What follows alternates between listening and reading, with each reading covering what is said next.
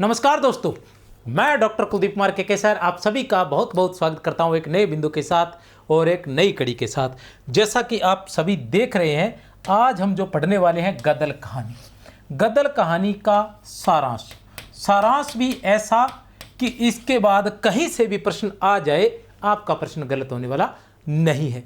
बड़ी ही आसान सी भाषा में, अगर आपने मेरे पहले भी वीडियो देखे हैं, चाहे पूस की रात है, चाहे यही सच है, चाहे कुरुक्षेत्र है या कफन है आदि, जो भी कहानियाँ थी, जो भी मैंने करवाई हुई हैं, उनको देखोगे तो आपको पता चलेगा कि जब मैं सारांश करवा देता हूँ उसके बाद आपको कहानी पढ़ने की या उसकी कोई भी आलोचना समालोचना पढ़ने की आवश्यकता नहीं रहती है। तो गदल कहानी का हम सारांश पढ़ने वाले हैं। गदल कहानी किसकी है? गदल कहानी रांगे राघव की। किसकी है? रांगे राघव की। आज हम रांगे राघव जी का परिचय नहीं करवाएंगे। वैसे तो आपको गदल कहानी पढ़ने के लिए आपको क्या करना पड़ेगा? रांगे राघव जी का पूरा परिचय पढ़ना पड़ेगा, ठीक है ना। अब परिचय पढ़ने की आपको क्यों आवश्यकता नहीं है? क्योंकि हम जब प्रगतिवाद पढ़ेंगे तो वहाँ हम रांगे राघव को विस्तार से पढ़ लेंगे। जब हम प्रगतिवाद पढ़ेंगे तो वहाँ हम रांगे राघव को पढ़ लेंगे, क्योंकि रांगे राघव जो है वो प्रगतिवादी कवि माने जाते हैं, ठीक है। बात आती है गदल कहानी की, तो गदल कहानी का सारांश जो है आज हम पढ़ने वाले हैं। गदल कहानी भी पूरी पढ़ा दी जाएगी, पहले हम सारांश देख लेते हैं। गदल, ठीक है, बहुत ही शानदार कहानी है, नायिका प्रधान कहानी है ये, ठीक है ना। और नायिका प्रधान कहानी है, चरित्र प्रधान कहानी है। इसमें चरित्र जो है वो उद्घाटित किए गए हैं लेखक द्वारा। और इसके अलावा लेखक ने मतलब एक विशेष जाति विशेष की रूढ़ियों, उनकी संस्कृति, उनके खान पान, उनका रहन सहन, उनकी परंपराएं, उनकी प्रथाएं, इन सब का चित्रण इसमें किया गया है। और जो रांगे राघव द्वारा चित्रण किया गया है वो वास्तविक चित्रण है। अगर कोई उस जाति से बिलोंग करता है या उनके बीच में रहता है, विशेषकर राजस्थान के लोग तो अच्छे से उसके बारे में जानेंगे और वो अच्छे से जान पाएंगे कि किस तरह से उन्होंने उनके न केवल बाहरी, ठीक है ना, चरित्र का उद्घाटन किया है, बल्कि उनके आत्मिक अंदर से उनकी क्या भावना रहती है उसका बड़ा अच्छा सा और एक ऐसा तालमेल, प्रेम, स्वाभिमान, समर्पण, इन सब का, क्योंकि प्रेम में स्वाभिमान नहीं रहता कहीं कहीं, लेकिन यहाँ प्रेम, स्वाभिमान, समर्पण, त्याग, ठीक है ना, इन सब का ऐसा मिश्रण रांगे राघव ने प्रस्तुत किया है कि बहुत ही आनंद आता है। मतलब आप इस कहानी को पढ़ेंगे और शुरुआत में जब पढ़ना शुरू करेंगे तो आपको समझ में नहीं आएगा कि बात क्या हो रही है, लेकिन जब कहानी आधी पढ़ लेंगे तब जाके आपको आनंद आना शुरू होगा और आपको पता चलेगा कि इस प्रकार का प्रेम भी होता है। विशेष रूप से ये एक प्रेम की ही कहानी है। इसकी तुलना हम उसने कहा थे कहानी से कर सकते हैं। किससे? उसने कहा था कहानी से। क्यों कर सकते हैं? उसने कहा था, ठीक है ना। तो जैसा कि हम प्रेम के बारे में पढ़ते हैं, प्रेम जो है वो लेने का नहीं देने का नाम है। इसमें त्याग की भावना छिपी रहती है, ठीक है ना। त्याग की भावना छिपी रहती है, समर्पण की भावना छिपी रहती है, ठीक है। तो ये उसने कहा था जिस प्रकार की प्रेम कहानी है, उसी प्रकार की गदल भी प्रेम कहानी है। तो जब आप पढ़ेंगे तो इतना आनंद आएगा और अंत होते होते जो अंतिम वाक्य है वो भी बहुत शानदार वाक्य है। मैं यहाँ न केवल उसके पात्र परिचय लेकर उपस्थित हुआ हूँ, साथ साथ में सारांश भी करवाया जाएगा और उसके साथ जो कथन है महत्वपूर्ण वो भी मैं करवा दूंगा। महत्वपूर्ण कथन से तात्पर्य नहीं, कहानी में तो बहुत से कथन हैं जो महत्वपूर्ण है और उनको पढ़ के आपको बहुत आनंद आएगा, लेकिन मैं ऐसे कथन लेके आया हूँ जिनमें आपको लगे कि ये कथन किसका हो सकता है। क्योंकि बहुत से कथन आपको ऐसे मिलेंगे जो क्या है कि आप पढ़ोगे, अगर उसके बाद उसी कथन में आपको पता चल जाएगा कि ये कथन किसका है और किससे है। क्योंकि एक बार कहानी पढ़ने के बाद में आपको पता चल जाएगा कि कहानी की नायिका कौन है, कहानी का नायक कौन है, कहानी में जो विलेन होता है वो कौन है, या खलनायक कौन है, ये सारी बातें कौन कौन किस प्रकार का कैसा चरित्र है, एक बार पढ़ते ही आपको पता चल जाएगा। तो वैसा ही कथन आते ही आप पहचान जाओगे। लेकिन मैं यहाँ ऐसे कथन लेकर उपस्थित हुआ हूँ जिनको पढ़ने के बाद आपको लगेगा कि इसका भी हो सकता है और उसका भी हो सकता है, ये किसका कथन है और किससे है, वैसे कथन मैं यहाँ लेकर उपस्थित हुआ, अलग से निकाले मैंने। अब सबसे पहले पढ़ते हैं पात्र परिचय। पात्र परिचय की बात करें तो गदल जो है वो नायिका है, इस कहानी की नायिका है। यह कहानी जो है ये नायिका प्रधान कहानी है। ये पूरी की पूरी कहानी जो है वो गदल की ही कहानी है। गदल की आयु जो है वो 45 वर्ष है, रंग गोरा है और गन्ना की पत्नी है। किसकी पत्नी है? गन्ना की पत्नी है। कहानी के शुरुआत यही से होती है कि इसका जो पति है उसकी जो है मृत्यु हो जाती है। कितने वर्ष की आयु में? लगभग 55 वर्ष की आयु में मृत्यु हो जाती है। ये पूरी कहानी किसकी है? गदल की कहानी है। और इसमें हम उसके पूरे परिवार को भी देखेंगे। अब गदल है, उसके पति का नाम क्या है? गन्ना है। ये रख गन्ना। गदल का पति, आयु इसकी 55 वर्ष है, मृत्यु के समय इसकी आयु 55 वर्ष थी। डोडी गदल का देवर है, आयु इसकी 50 वर्ष है। यह भी विवाहित था, लेकिन पत्नी व बच्चे सब मर गए। जो डोडी है वो भी विवाहित था। कौन कौन से हैं? सिर्फ नाम याद रखने। गदल जो नायिका है, कहानी भी नायिका प्रधान है, ठीक है। दूसरा जो है गन्ना, उसका कोई इसमें रोल नहीं है, कोई कथन नहीं है, याद रख लेना। बस शुरुआत में इतना बताता है कि गन्ना नाम का एक व्यक्ति था जो गदल का पति था, लेकिन उसकी मृत्यु 55 वर्ष की आयु में हो गई थी। कहानी जो है, कहानी गदल की चल रही है और या फिर डोडी की चल रही है। अब डोडी जो है उसने भी विवाह किया था, लेकिन उसकी पत्नी और जो बच्चे थे वो सब मर गए थे। अब वो वहीं साथ में रह रहे, वहीं डोडी, गदल का परिवार और डोडी का परिवार दोनों साथ ही रहते हैं। और कहीं न कहीं डोडी जो है वो गदल से प्रेम करता है, ठीक है। और कहीं न कहीं गदल भी जो है वो डोडी से प्रेम करती है।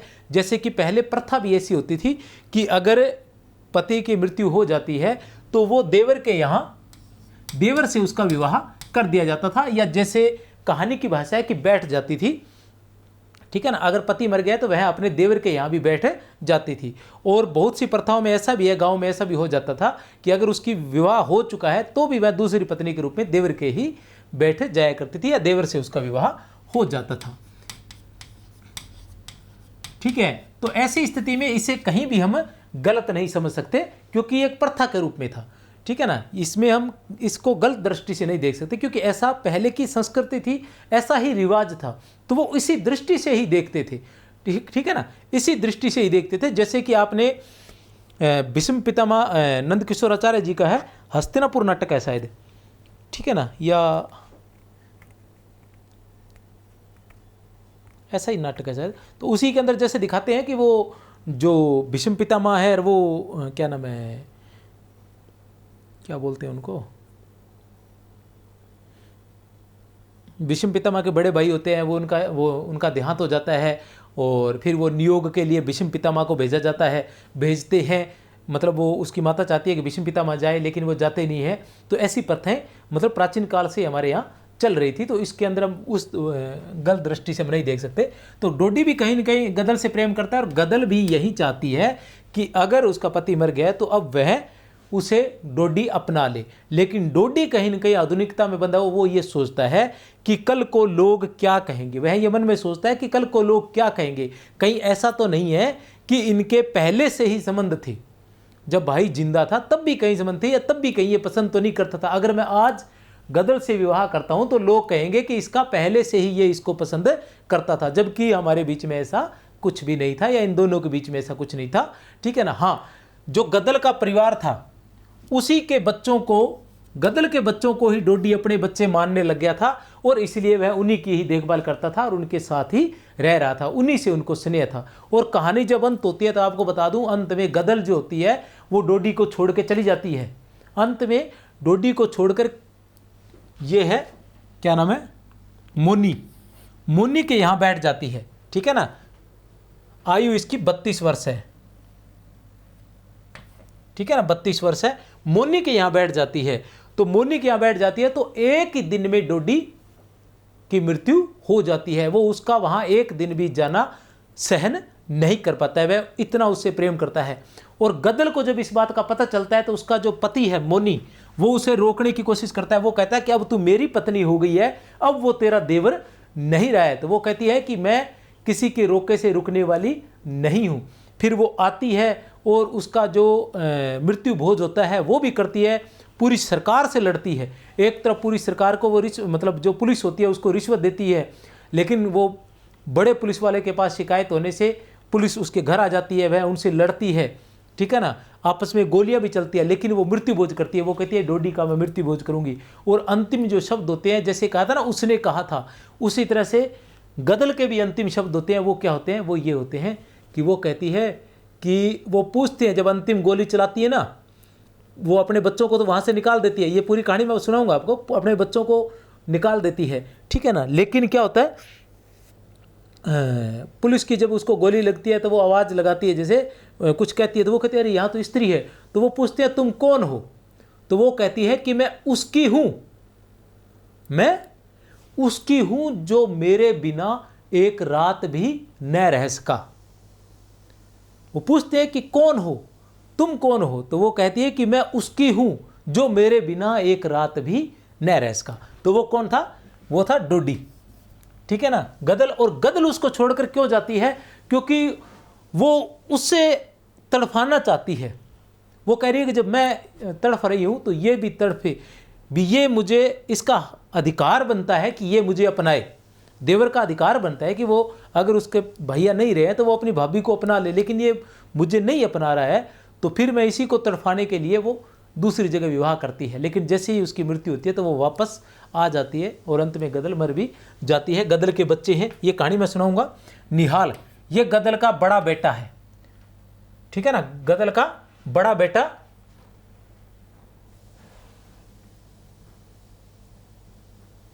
और निहाल जो है वो गदल का बड़ा बेटा है, और इसका बड़ा बेटा, गदल के दो बेटे हैं, बड़ा बेटा 7 वर्ष का है और छोटा बेटा 4 वर्ष का है। निहाल जो है वो गदल का बेटा है, और इसका जो गदल का जो बड़ा बेटा है वो 7 वर्ष का है, छोटा बेटा 4 वर्ष का है, और सबसे छोटी बेटी जो गोद में है। मतलब गदल जो है वो पोते पोतियों वाली है। गदल का बेटा कौन है? निहाल है। गदल का बेटा कौन है? निहाल है, बड़ा बेटा है ये। और उसके 2 बेटे और 1 बेटी भी है। दुल्ला, दुल्ला निहाल की पत्नी है, इसी निहाल की पत्नी है। और नारायण, नारायण गदल का छोटा बेटा है, आयु उसकी 22 वर्ष है, इसके भी 2 संतान हैं।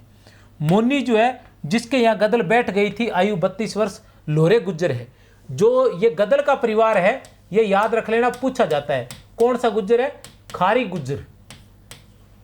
कौन से है? खारी गुज्जर। जो इसका परिवार है वो है खारी गुज्जर, ठीक है ना। और जिसके वो जाकर बैठ जाती है उसका नाम है मोनी, वो है लोहारे गुज्जर या लोहरे गुज्जर। और जो खारी गुज्जर है वो अपने आप को लोहारे गुज्जर से बड़ा मानते हैं। दुल्लो, दुल्लो गदल की नई जेठानी है। नई जेठानी कैसे हुई? क्योंकि ये मोनी की भाभी है, ये इसकी नई जेठानी है। चंपा, निहाल की बड़ी बहन, विवाह जांच गांव में होता है इसका। चमेली, निहाल की बड़ी बहन, विवाह विश्वरा गांव। तारा, निहाल की छोटी बहन। अब गदल की संतान कौन कौन सी है? गदल की संतान है, सबसे बड़ी चंपा है, लड़की, उसके बाद चमेली, उसके बाद निहाल बेटा, फिर तारा लड़की, फिर नारायण बेटा। कुल 5 संतान है गदल की, समझ गए। बड़ी बेटी चंपा, उससे छोटी चमेली, फिर उसके बाद लड़का है निहाल, उसके बाद तारा लड़की है, और उसके बाद अंतिम में सबसे छोटा बेटा है नारायण। इसकी आयु 22 वर्ष है। निहाल की आयु नहीं बता रखी यहाँ, ठीक है ना।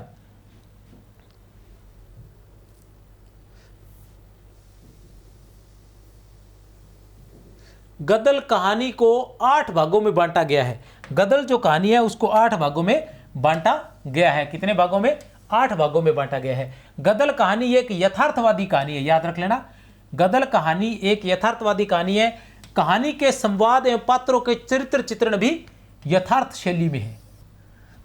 कहानी के संवाद एवं पात्रों के चरित्र चित्रण भी यथार्थ शैली में है। कहानी चरित्र प्रधान है। क्या है? चरित्र प्रधान है। इसकी अगर पीडीएफ चाहिए तो 63 771 24 802 पर आप व्हाट्सएप कर सकते हो, ठीक है ना। 63 771 24 802 पर व्हाट्सएप करोगे, ये आपको पीडीएफ मिल जाएगी। गदल कहानी में जिस वर्ग का चित्रण हुआ है वे खारी गुर्जर है। किससे है? खारी गुर्जर जाति से है। खारी गुर्जर अपने को लोहारों से ऊंचा समझते हैं, लोहारे गुर्जर से अपने को ऊंचा समझती है। गदल जिसके यहाँ बैठी थी उसका नाम मोनी था, जो हम पढ़ चुके हैं, जो लोहारे गुज्जर था। गदल की आयु लगभग 45 वर्ष है। रंग गोरा होने पर भी आयु के धुंधलके में अब मेला सा दिखाई देने लगा था।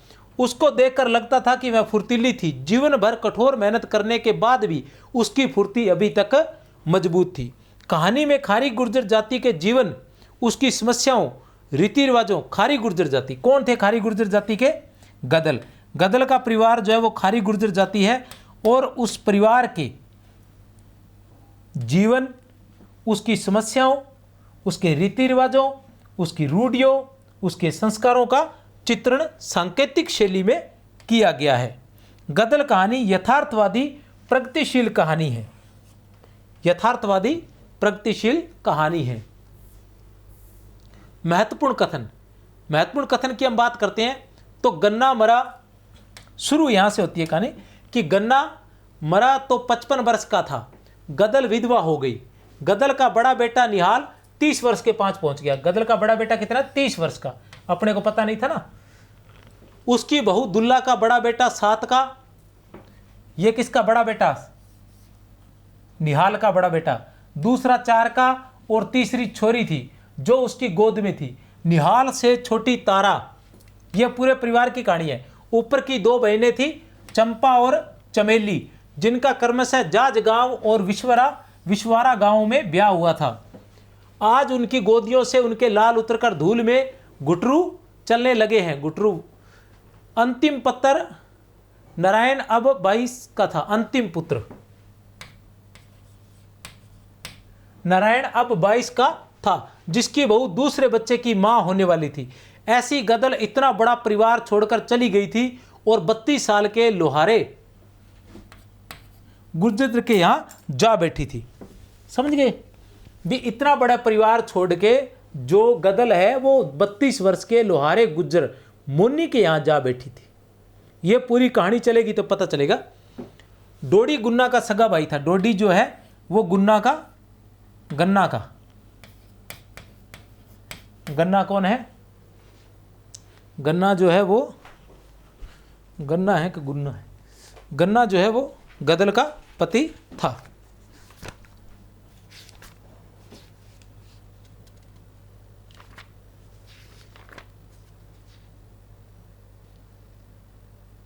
गुन्ना है, वहां भी गलत लिख रखा है। गुन्ना है वे, गुन्ना, गन्ना नहीं है, गुन्ना। गुन्ना, डोडी गुन्ना का सगा भाई था। बहू थी, बच्चे भी हुए, सब मर गए। डोडी के क्या था? बहू थी, बच्चे भी थे, सब मर गए, अपनी जगह अकेला रह गया। गुन्ना से बड़ी बड़ी कही, पर वह फिर अकेला ही रहा। उसने ब्याह नहीं किया, गदल ही के चूल्हे पर खाता रहा। कमाकर लाता वो उसी को दे देता, उसी के बच्चों को अपना मानता। कभी उसने अलगाव मतलब अलग होने का, बंटवारा नहीं किया। निहाल अपने चाचा पर जान छिड़कता था और फिर खारी गुर्जर अपने को लोहारों से ऊंचा समझती थी। सब चले जाते हैं एक दिन, सब चले जाते हैं एक दिन। तेरी देवरानी चली गई, फिर एक एक करके तेरे भतीजे भी चले गए, भैया भी चला गया, पर तू जैसी गई वैसे तो कोई भी नहीं गया। डोडी का कथन है गदल से। जब गदल जाती है तब वह कहता है कि सब चले जाते हैं, एक दिन तेरी देवरानी चली गई थी, एक एक करके तेरे भतीजे भी चले गए, लेकिन जैसे तू गई है वैसे और कोई नहीं जाता। अरे अब लोहारों की बैया आई है, उन्हें क्यों गरीब खारियों की रोटी भाएगी। किसका कथन है ये? एक स्त्री का कथन है। फिर एक कथन आएगा, मट्टी ने खा के आई, सारे कुनबे को चबा जाएगी। डायन ऐसी नहीं तेरी गुड़ की भेली, जो न खाएंगे हम तो रोटी गले में फंदा मार जाएगी। ठीक है ना? किसका कथन है ये? ये कथन है गदल का। गदल का कथन है किससे है? नई जेठानी से। नई जेठानी से है। दंड धरवाने आया हूं अम्मा, दंड धरवाने आया हूं अम्मा कहकर नारायण आगे बैठने को बढ़ा। ठीक है ना? तो दंड धरवाने आया हूं अम्मा। कौन दंड धरवाने के लिए? आया था नारायण, किससे? गदल से। किससे? गदल से। दंड धरवाने आया हूं अम्मा, ठीक है ना। तो किससे दंड धरवाने आया था? गदल से। कौन? नारायण। नारायण कौन था? गदल का छोटा बेटा था। अब गदल का छोटा बेटा अपनी मां से दंड धरवाने आया है, तो किस बात का दंड धरवाने आया है और क्या दंड धरवाने आया है वो भी आपको बता दूं कि गदल जो थी वो अपने घर को छोड़ के किसी दूसरे के यहाँ जा बैठी थी। क्या नाम था उसका? उसका नाम था मोनी। क्या नाम था उसका? मोनी नाम था। कितने वर्ष का था वो? 32 वर्ष का था। कितने वर्ष का था? 32 वर्ष का था। उसके यहाँ जा बैठी थी और खुद की उम्र कितनी थी? 45 वर्ष। लेकिन वह मोनी के यहाँ जा बैठी थी। तो इस बात से नारायण जो उसका छोटा बेटा 22 वर्ष का था वो नाराज हो गया और उससे इस बात का दंड मांगने के लिए गया था।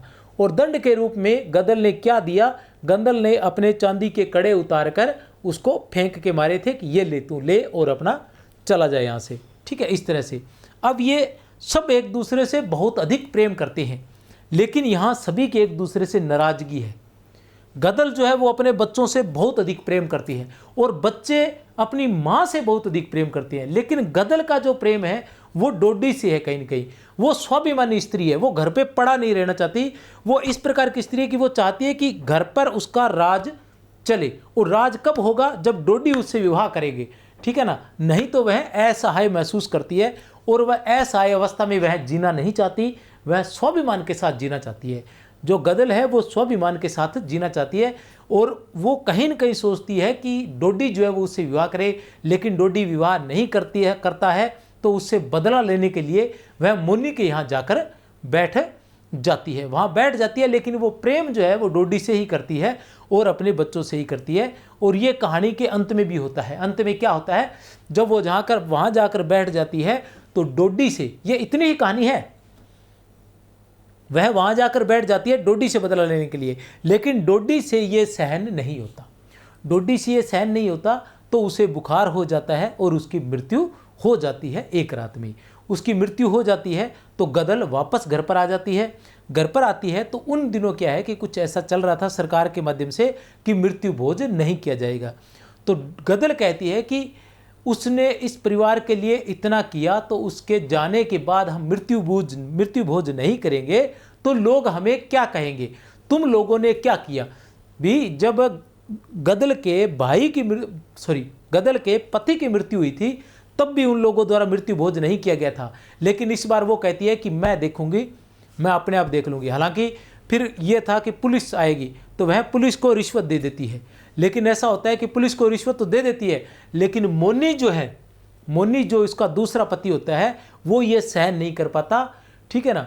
तो इसलिए वो क्या है कि बड़े ऑफिसर को शिकायत कर देता है। बड़ा ऑफिसर वापस उस ऑफिसर को कहता है, वह ऑफिसर इनके घर आते हैं और इनके घर पे मृत्यु भोज चल रहा होता है। अब इधर से पुलिस आ जाती है, इधर से मृत्यु भोज चल रहा होता है।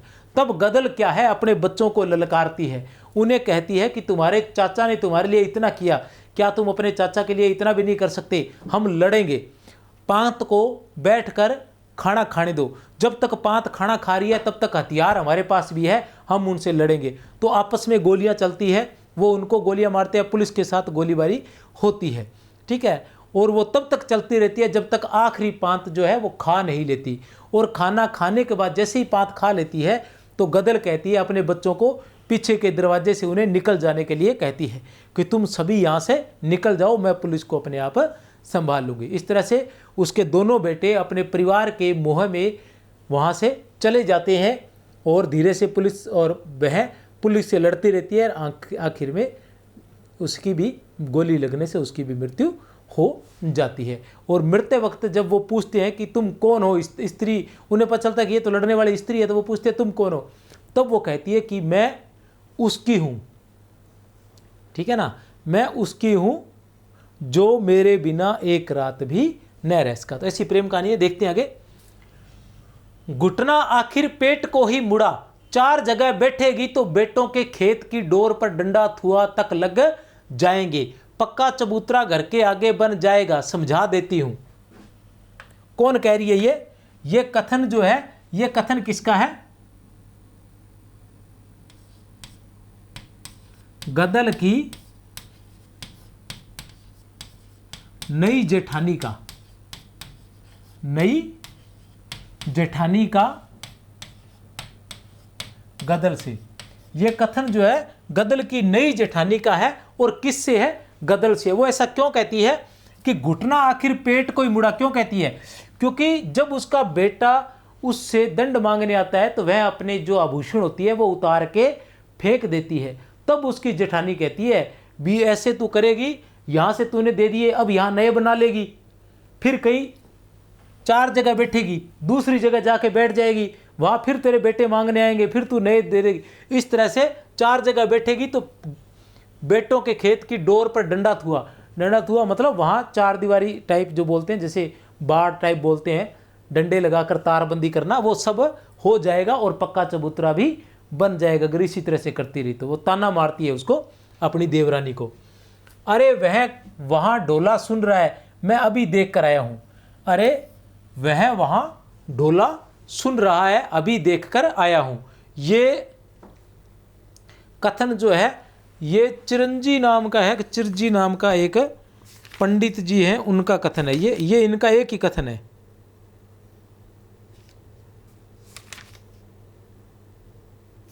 चिरंजी किसका कथन है? ये चिरंजी का कथन है। चिरंजी कौन है? चिरंजी जो है वो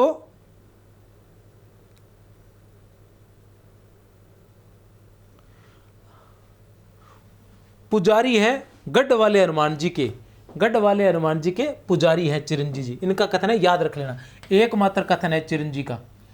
देवर तो मेरा अगले जन्म में भी रहेगा, वही न मुझे रुखाई दिखाता तो क्या यह पांव कटे बिना उस देहरी से बाहर निकल सकते थे।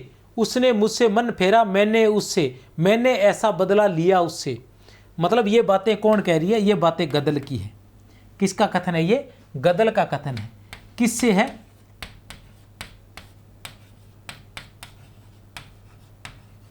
मोन्नी से। किससे है? मोन्नी से, अपने नए पति से। उसका नया पति कहता है कि अब वो तेरा देवर नहीं रहा है। वो कहता है कि अब वो तेरा देवर नहीं रहा है, तू वहां क्यों जा रही है? तब वो कहती है कि देवर तो मेरा अगले जन्म में भी रहेगा, वही ना मुझे रुखाई दिखाता तो क्या यह पांव कटे बिना उस देहरी से बाहर आ पाते। उसने रुखाई दिखाई इसलिए उसने मुझसे मन फेरा, मैंने उससे, मैंने ऐसा बदला लिया उससे। ये जो मैं यहाँ आई हूँ मैंने उससे ये बदला लिया है। गदल ने दरोगा को रिश्वत दी थी, क्या? मृत्यु भोज करने के लिए। किसका मृत्यु भोज करने के लिए? देवर का। देवर कौन था? डोडी। दीवान ने कहा, दीवान ने क्या कहा? जानता हूं दरोगा जी तो मेल मुलाकात मानते हैं, पर किसी ने बड़े दरोगा जी के पास शिकायत पहुंचाई है, दरोगा जी को आना ही पड़ेगा। इसी से उन्होंने कहला भेजा है कि भीड़ छांट दो वरना कानूनी कार्रवाई करनी पड़ेगी। गदल ने चुपते स्वर में कहा, आदमी का वचन एक बार होता है, हम बिरादरी को नहीं उठा सकते। गदल ने कहा कि आदमी का वचन, अब देखो ऐसा कथन जो आपको पता नहीं चलेगा कि यह कथन किसका है, कि आदमी का वचन एक बार होता है, हम बिरादरी को नहीं उठा सकते। वो कहती है कि पुलिस आए तो आए, कार्रवाई हो तो हो, आदमी का वचन एक बार होता है, बार बार बदलता नहीं है। हमने बिरादरी को खाने पर बिठा लिया है तो हम उसको खाना खिलाकर ही उठाएंगे, उससे पहले नहीं उठाएंगे, चाहे पुलिस कार्रवाई करे तो करे। दीवान जी ने कहा, सब गिरफ्तार कर लिए जाएंगे, समझी, राज से टक्कर लेने की कोशिश न करो, राज से टक्कर लेने की कोशिश न करो, सब गिरफ्तार कर लिए जाएंगे, समझी, राज से टक्कर लेने की कोशिश न करो। किसका कथन है? दीवान जी का, याद रख लेना। गदल ने तमक कर कहा, राजा के पीछे तो आज तक पीछे है। ठीक है ना, भी राजा की चक्की पीसना, राजा के काम करना। पीसना का मतलब पीसना, चक्की पीसना, चक्की पीसने से तात्पर्य काम करना। भी राजा के लिए तो आज तक ही काम किया है, राजा के लिए धर्म नहीं छोड़ देंगे, काम जितना मर्जी कराए लेकिन धर्म राजा के लिए नहीं छोड़ेंगे। तुम सुन लो, तुम धर्म छीन लो तो हमें जीना हराम है, अगर तुमने हमारा धर्म छीन लिया तो हमारा जीना हराम है, हम धर्म के लिए मरेंगे। गदल ने कहा, तेरे काका ने तुझको बेटा समझकर अपना दूसरा ब्याह नामंजूर कर दिया था, याद रखना उसके और कोई नहीं है। गदल ने कहा, यह कथन किसका? गदल का। तेरे काका ने तुझको, किससे कहा था? निहाल से, अपने बड़े बेटे निहाल से कहा, तेरे काका ने तुझको बेटा समझकर अपना दूसरा ब्याह नामंजूर कर दिया था। याद रखना उसकी और कोई नहीं है। राजा का कानून कल का है मगर बिरादरी का कानून सदा का है। हमें राज नहीं लेना, बिरादरी से काम है। ये किसका कथन है? गदल का। वो कह रही है राजा का कानून तो कल का कानून है, लेकिन मगर बिरादरी का कानून सदा का है। हमें राज नहीं लेना, हमें तो बिरादरी से काम है।